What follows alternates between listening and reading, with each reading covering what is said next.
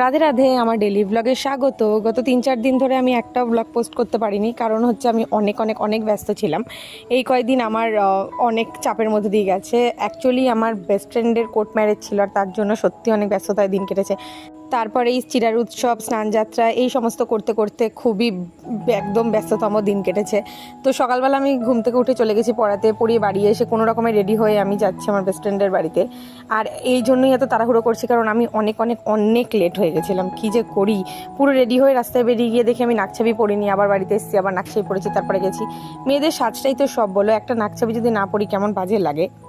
ও করলো বিয়ে, আর আমার মনে হলো আমার জীবন থেকে কী না কি চলে গেল। সত্যি ওর মা বাবা হয়তো অনেক কষ্ট পেয়েছে ওর বিয়ের জন্য, কিন্তু আমি মনে হয় তার থেকেও অনেক অনেক অনেক বেশি কষ্ট। খালি এটা ভেবেই যে কয়েকদিন পরও আমাদের ছেড়ে পুরোপুরিভাবে চলে যাবে।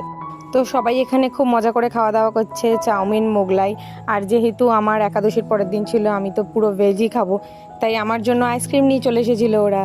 আইসক্রিম আমি খুব একটা পছন্দ করি না, কিন্তু বেস্ট ফ্রেন্ডের বিয়ের দিনকে যদি এইটুকু না খাই তাহলে কাকে সত্যি পিটাতো। ব্যাস, এভাবেই সুন্দর একটা দিন শেষ হলো। দেখা হচ্ছে পরের মিনি ব্লগে। টাটা।